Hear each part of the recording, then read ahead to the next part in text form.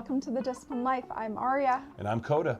We use our experience as a married couple living in a domestic discipline marriage to talk about the ups and downs of implementing authority structure and domestic discipline into modern relationships.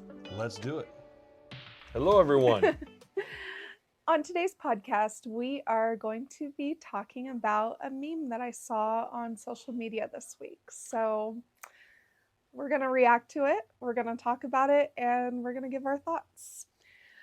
Before we get into it, give this video a thumbs up, leave a like, leave a comment, all those good things. It helps out the channel a lot. If you want to further support the channel, please do subscribe. And a link to our Patreon is down below if you want to get connected to us there. The meme is this. Okay, so I'm going to just briefly describe what you're looking at right now because I've popped it up on the screen. But if you're not able to look at the screen, it is a meme that I saw this week while scrolling my socials. Someone I know posted this, and it is a picture of a man who looks like he's in like a saluting position in front of a wall. And on that wall, there is like what looks like a garage door. And there's inflatable letter balloons behind him that spell out, "Stop being the one who always makes the effort, relax and let the ship sink." So I have thoughts. Do you have thoughts? I do. Do you want to go first? Why don't you go first, and then, because I could ramble about this probably for a while. The first thing that comes to mind when I looked at this meme, when Aria brought it to me, is this only makes sense when you're trying to completely end a relationship. Now, if you are trying to end a relationship, that's the mentality to have. But my second thought was, this is, if you are trying to have a productive, especially domestic discipline relationship, what I'm about to say is going to sound harsh, but this is what a mindset, a losing mindset, a loser mindset. This is the difference between what winners think and what losers think. Winners never get to the point where they say, this isn't worth it anymore. I'm not putting in any more effort. If you want this to succeed, it's all on you. In a successful relationship of any kind, but especially in the relationship that we have and the relationship that all of you are trying to cultivate in a domestic discipline relationship, it can never be that you quit pursuing each other and you quit pursuing how to make the relationship better. The moment you throw in the towel and you say, okay, I'm just going to let it sink, as I just said before, the relationship, you've already made the decision to end the relationship.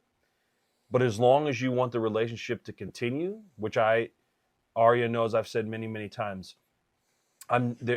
she would have to throw in the towel before I would. And the nice thing that I positively know, is that she wouldn't throw in the towel either.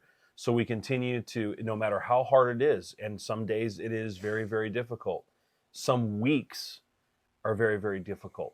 But we work hard to put as much effort and time in to cultivating our relationship, and to never get to the point where we just throw in the towel and we say, fine, you know what? I've made all the effort that I'm going to make, and I'm just going to let the ship sink. And so what I would say is don't have a mindset of giving up. Don't have a mindset of throwing in the towel.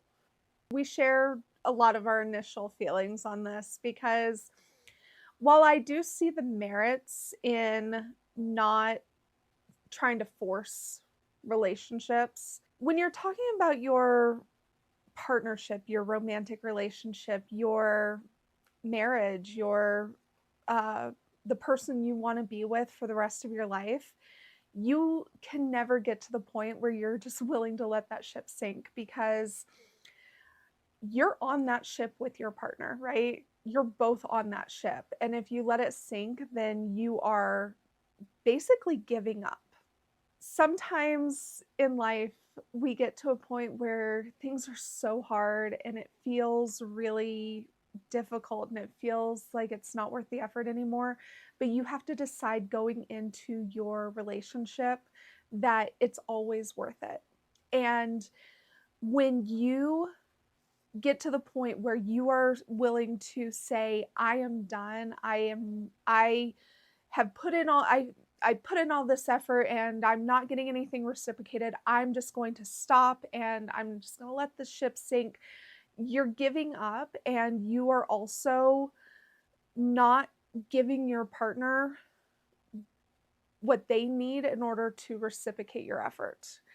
And it's the death of your relationship. It really is. When you decide that you are no longer willing to put in the effort into making it work and making that long-term success happen. And that's really what it is that this is the difference between maintaining a relationship and ending a relationship is your willingness to put in that effort despite the effort you perceive that you're getting. Because in a lot of cases, it is a perception. It's, you know, and I don't want to downplay that there are times where there is a legitimate lack of effort on that other person's part. And that's when you have to decide, are you going to stand up and fight for your relationship and demand that they put in effort? Or are you just going to return their energy and stop trying as well and let the relationship end, basically? So, I like what you just said about standing up and fighting for your relationship. We've talked a lot about on this podcast about hard work and how relationships are hard work. That is hard work to stand up and fight for your relationship, no matter what's going on. And I say this all the time on our podcast. We live in a world that unfortunately the majority of people love to move on to the next thing, whatever that is. There's not a whole lot of sticking with something and fighting for something in a lot of different areas, but especially I've noticed in the area of relationships a lot of time. And a domestic discipline relationship is a relationship that you have to even put, in my opinion, more effort than a lot of other relationships, because it doesn't just require what you would have in a normal relationship: communication and understanding and trying to see something from somebody else's point of view. It takes also understanding that there is value in both of you in the relationship, but there is also an order to things in that, and how that order, if that order ever gets out of whack, or if that order ever has some issues with how it's working, it takes a lot of time and effort to work through those things. And sometimes, especially when you've had a difficult week, especially when maybe other things from outside your relationship have been attacking that in whatever way, it makes you emotionally tired. It makes you physically tired. And it makes you at times want to give up. But those are absolutely the times where we need to rise to the occasion and fight for that relationship, and preserve what you have worked so long to cultivate with this other person. And that's why I said at the beginning, it may sound harsh, but that is a mindset that losers take, is to just give up and forget about it. The winners in anything that you see in life are the ones that don't necessarily not face adversity. You're going to face adversity, but it's the ones that say, let the adversity come at me. I'm going to do everything that I possibly can to overcome this obstacle and this adversity to get where it is that I want to go. And a relationship, a marriage relationship, needs to have that type of effort put towards it. well said. Thanks. I was just thinking about and reflecting about, there have been times in our relationship that, and specifically in our domestic discipline relationship, where we have come to a point where one of us thought that the other wasn't putting in enough effort, or we hit a bump in the road and there was a major disruption in how we communicated and how we interacted with each other. And when I talk about, you have to decide whether you're going to match the energy you feel like you're getting from your partner and giving up and just letting things die, or standing up and fighting and demanding that they put in the effort. I feel like we've done that. I feel like I've been in the position where I've had to stand up and be like, you don't get to give up here. And I am going to, basically, I'm going to demand. And it wasn't that I was like throwing a fit, or No. it wasn't any of that. It was just that I was like, I am going to be here and I'm going to be present and I'm going to make noise in order to get your attention, because something isn't right here and I need you to acknowledge that, and we need to figure this out together. I need you to partner with me right now. And can you think of a time when that has happened? Yeah. I mean, nothing that I can say, oh, it was a month ago or 6 months ago, nothing specific in terms of time, but that it has happened in our relationship. And you're right. We both have had moments where we've had to turn to the other person and say, you're not giving up because I'm not giving up. I think the last time that we really did that was a year ago, around, what was it, March or April, um, where we had a really big miscommunication, and we had paused the dynamic for a couple of weeks, and we really contemplated at that point. I feel like I definitely went through a period where I was contemplating, do we just delete everything off the internet? Because at that point we had been doing the podcast for a couple of months, 6 weeks ish. And I was like, do we just delete everything and just disappear from the internet and act like this never happened and just step away from this dynamic? I remember this now. And so I feel like that's the last time it happened. And I definitely feel like I remember having that desperate, like, drive towards fixing whatever was wrong between us. And I remember just coming to you and being like, we exist and we exist together, and nothing is going to change that. And so I'm not going to let you pull away from me. I'm not going to let you stop doing what we're supposed to be doing. And we are going to figure this out, and we're going to figure it out together. And that was kind of my mentality going into the resolution that we finally came to. One of the reasons that there were a bunch, but one of the reasons we decided not to scrap the domestic discipline part of our relationship is we realized, even though we had gone through this difficult road, and we were at the time on a very, very difficult road, how far we had come, how far our relationship had improved, how far we had been brought from things that we were frustrated about before domestic discipline that had not been totally fixed, but some that had been, uh, had really grown our relationship. And so I think one of the things that you need to keep in mind when you're having this do or die moment is look back at the past and say, has this improved our relationship? And if there's just even one thing that has improved your relationship because of domestic discipline, then I would encourage you, it's worth still fighting for. It's still worth cultivating, and spending that time to say absolutely what Arya said. We are not going to stop this. I'm not going to allow us to be torn apart. I'm not going to allow you to rip yourself from me. We're going to work this out together. We're going to make an effort for this to all work the way and go in the direction that we want it to go. Because besides that time, I can remember times also where, you know, I didn't feel like you were committed to being a head of household.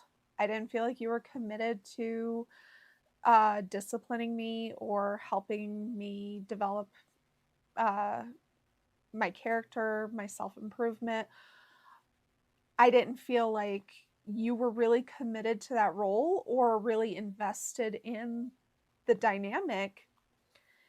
And I realize now, looking back, it's not that you weren't committed. You just, you presented yourself in a way that was confusing to me because you didn't want to come across as being domineering or selfish or harsh. And I realize that now, but in the moment at the time, I was like, he just doesn't care. And so it's not that you had a lack of effort, but I was perceiving a lack of effort. And I think that that's one thing about this meme that really rubbed me the wrong way, is that someone else's effort, your view of someone else's effort, is a perception. You don't really know their motivation. You don't really know the effort that they're putting in. You only know what you are perceiving from the interactions that you have. And so, how can I feel like I want you to answer this question and then I'll answer the opposite. Okay.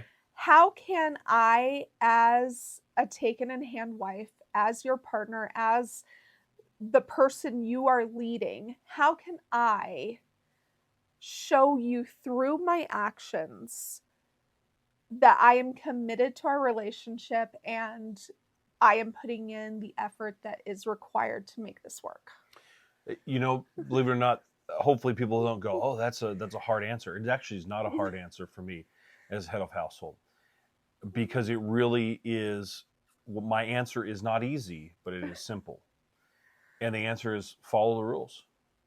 The rules that we've set up, make the most concerted, not perfect, but most concerted effort that you possibly can to follow those rules, to obey those rules, and achieve the goals that we've set forth for you and for our relationship.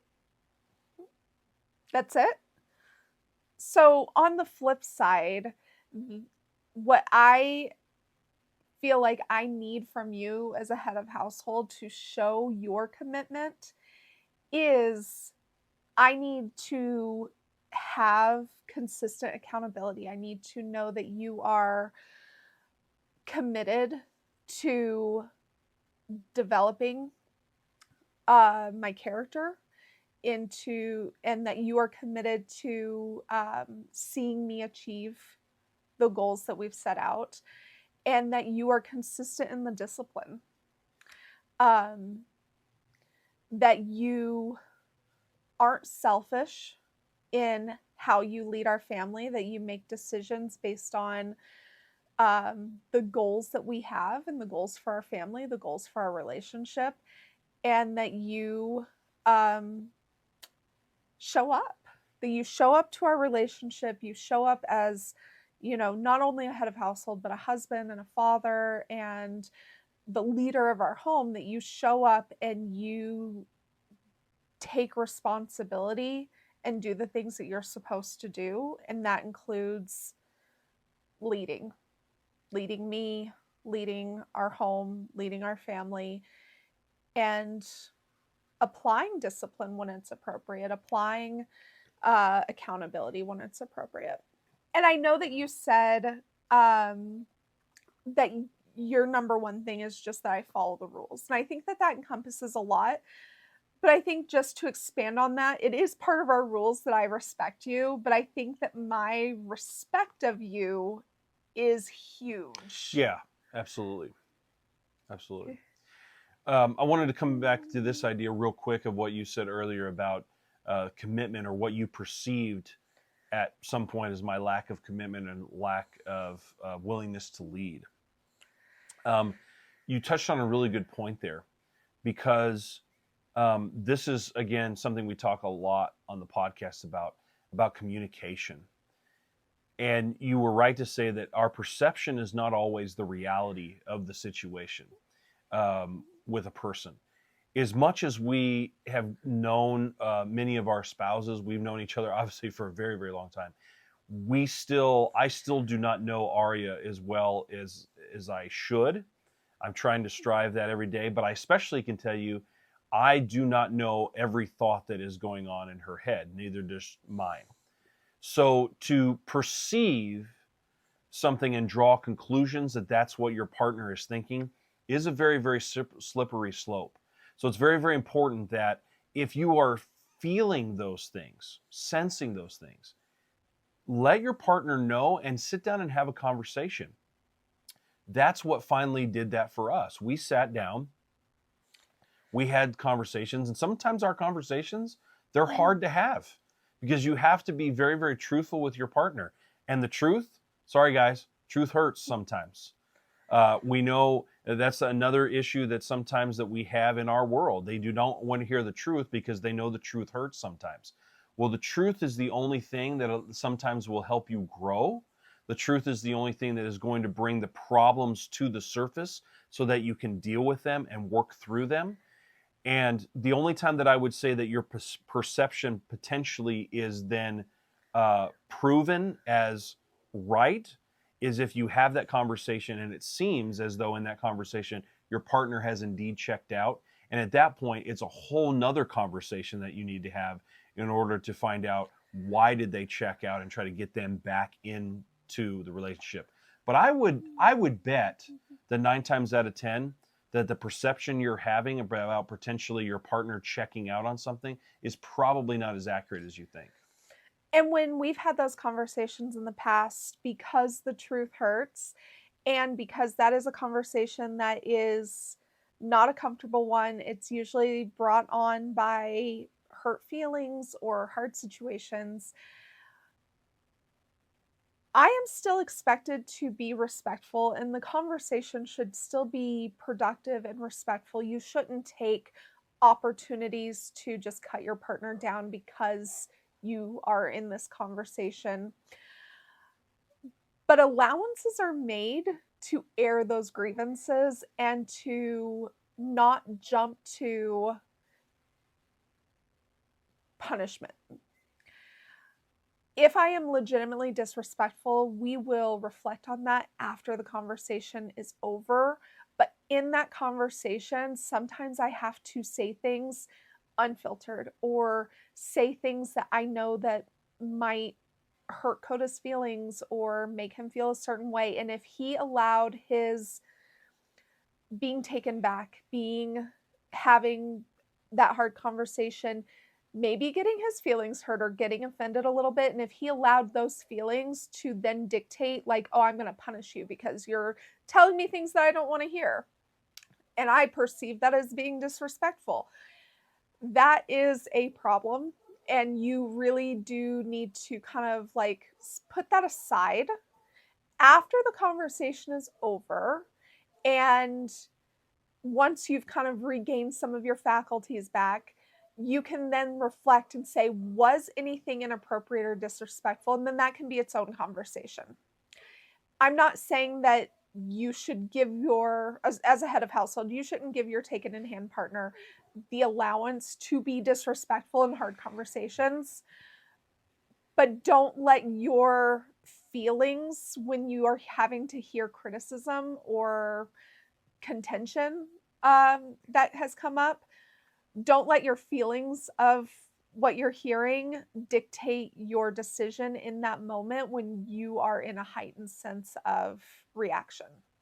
I like what you brought up recently just about leadership.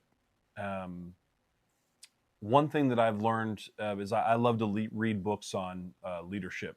That is actually a guilty pleasure of mine.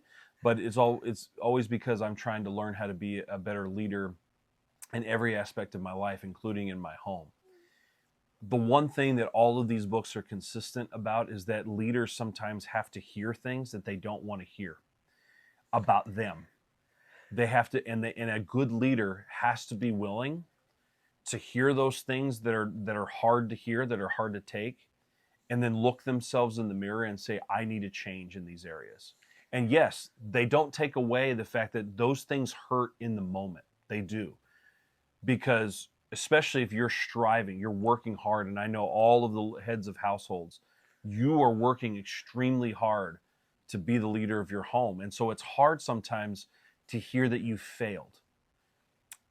And let me actually correct that. You don't fail, in my opinion, until you stop, but that you've fallen short in a few areas. And when you hear that you've fallen short, that hurts. But what you need to do is take that as motivation and say, okay, this is the information that I have now. And if I use this information in the right way, it will make me a better person, a better leader, a better head of household. And yes, there are times where Aria tells me things that it hurts in the moment because I'm really trying hard. And what really hurts is that it's an area that I've really been working hard on, and then she tells me, actually, I haven't noticed because maybe I have been working hard there, but I haven't done a very, very good job of actually getting the result that I want. And I have to take that and go back to the drawing board, look myself in the mirror and say, okay, you've got work to do in this area. Yes, you thought that you were putting in enough, but maybe you need more effort here. Or maybe you need to go about it a different way.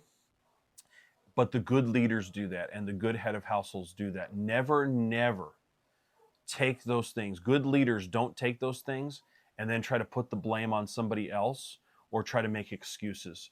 The good leaders always take that and say, okay, I'm going to move forward with this and do the very, very best that I can to take this information and become a better leader because of it. And I think that one thing you just said about being a good leader and not placing blame onto your partner, I think that's part of just personal responsibility.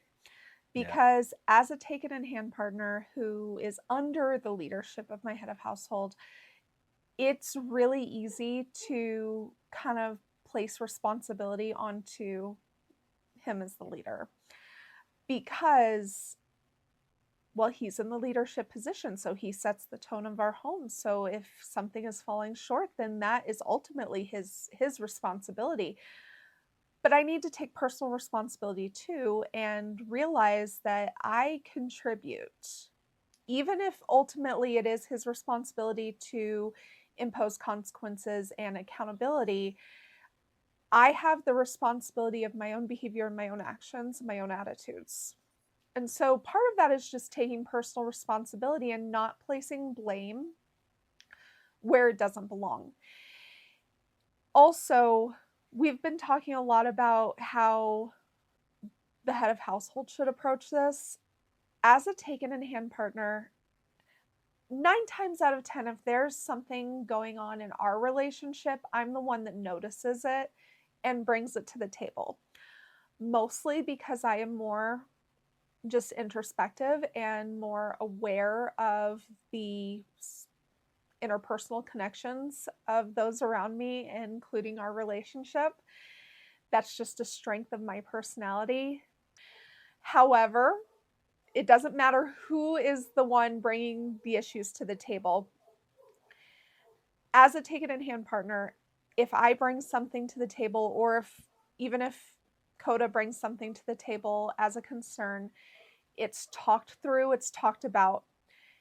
Once we have had that conversation and we each acknowledge the personal responsibility we held in contributing to that um, contention or that point of strife or disconnection that we've had, once we acknowledge the responsibility that we've held, we've talked about it, we've made a game plan to move forward, we've talked about what needs to happen immediately and then what our next steps are towards fixing that. My job then is to give him space to grow, to lead, and to prove that he is committed to fixing that. I can be cautious, but I need to give him the benefit of the doubt and give him the space to lead, to make those improvements, and to be the head of household in our relationship again. Because when I buck against that authority and when I hold on to those hurt feelings, when I hold resentments against him after we've had that conversation, it puts him in a position where he really cannot lead me. It puts him in a position where I become this unmovable object where, that old phrase, like, you can't push a rope, right? He cannot lead me when I am digging in my heels and just content to be discontent. And so I have to make the decision of, I'm still hurt, but I'm going to give him the benefit of the doubt, and I am going to give him my forgiveness, and I'm going to an extent, wipe the slate clean and be cautious, kind of look out for those signs so that if old patterns start to develop or if old behaviors start to repeat themselves, we can catch it early and correct that before we get back to that crisis point. Not to throw it in his face and be like, see, I told you you weren't going to change, but more of like, hey, you said you were committed to changing and I'm seeing these things repeat themselves. Like we need to get back to that commitment. Because it's always productive, right? In order to have these conversations be productive and move our relationships forward and fix the problems that come up, we have to remain productive in how we communicate and how we approach problems and how we handle problems. So that is one aspect that a take it in hand partner has to bring to the table. They have to bring their willingness to give their partner the ability to lead and lead them out of this place of contention and hurt feelings. One of the things that you brought up there that I thought was really, really good, and you brought up this idea of you need to wipe the slate clean. You've got to forget the past to an extent, but don't forget the lessons that you learned from the mistakes. Forget the past, but learn the lessons of the past. Now, those are hard to do. I mean, that's easily said, but not easily done, because in order sometimes to learn from the past, yes, you have to remember it to a certain extent, but you only want to remember the things that are helpful, not the things that are going to cause dissension in your relationship. I think the last thing that I wanted to bring up was, and heads of household, this is something that I am working on really hard right now in our relationship. That's not easy for me.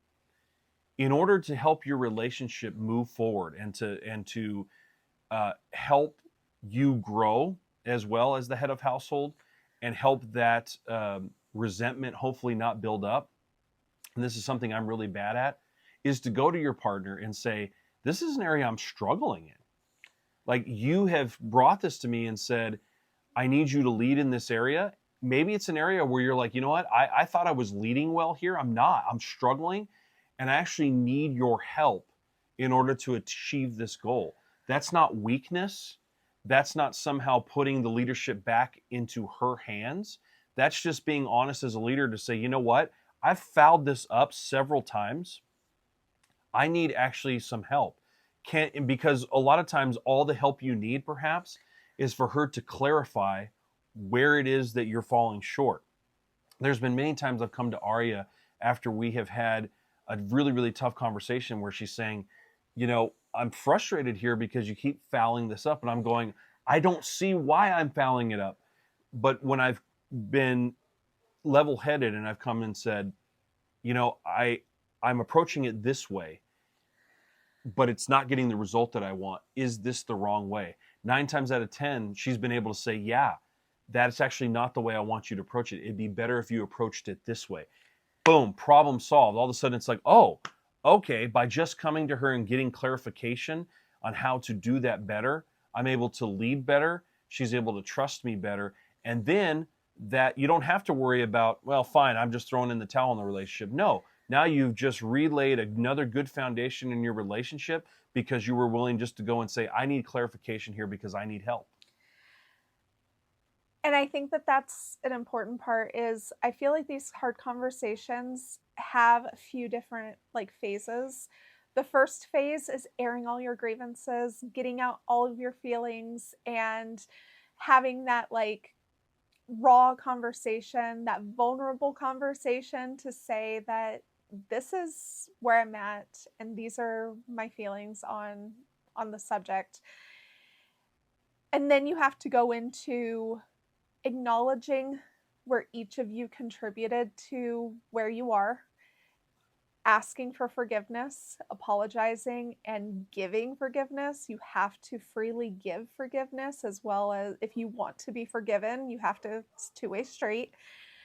And then you have to go into how do we fix this for the future? You have to go from airing your grievances to apologizing and forgiving, and then into making an action plan to fix the problem. Oftentimes, especially as a woman, I don't really like the mentality of everything's a problem that needs to be fixed. But in these situations, it really is. Like, you have to acknowledge that if you have something happen in your relationship that is causing dissension, that's causing a breakdown of your relationship, it's a problem and it needs to be fixed. And so you have to kind of go through those steps where, and I'm sure as a guy, you're like, why do we need to air our grievances? Like, why do we need to talk through all the feelings about everything? Actually, believe it or not, I'm one of those guys that I prefer that. Oh, okay. I actually prefer that because I don't like not knowing things. I'd rather come out there, air all the grievances, throw it all out there, so at least I know where we stand, and we can go from there. And I wonder if that whole like guys don't want to hear about the feelings, if that's just kind of a trope that we've been made to believe, and more guys actually would prefer to have that part of the conversation as well. Who Maybe, I knows? mean, for our relationship, I always want her to air her grievances. I want to get it all out there, even if it will hurt in the moment. I want to get it all out there rather than have something in the background that I think might be wrong, have it fester and fester and fester. No, let's get it out. And to me, that's the best way to approach your relationship. Yeah. So I feel like we've kind of talked through this. Do you have any final thoughts? Remember that there was a reason you got into a relationship with this person to begin with. Hopefully it was because you loved the other person. So remember that in moments that it's tough. Remember the love that you have for that other person, so that will help you put forth the effort. And remember that everything takes effort, but if you truly love that person, they're worth the effort. That's what I would end with. Yeah. All right, guys. Again, if you want to get the podcast in video form as well as some other bonus content, the link to our Patreon is down below.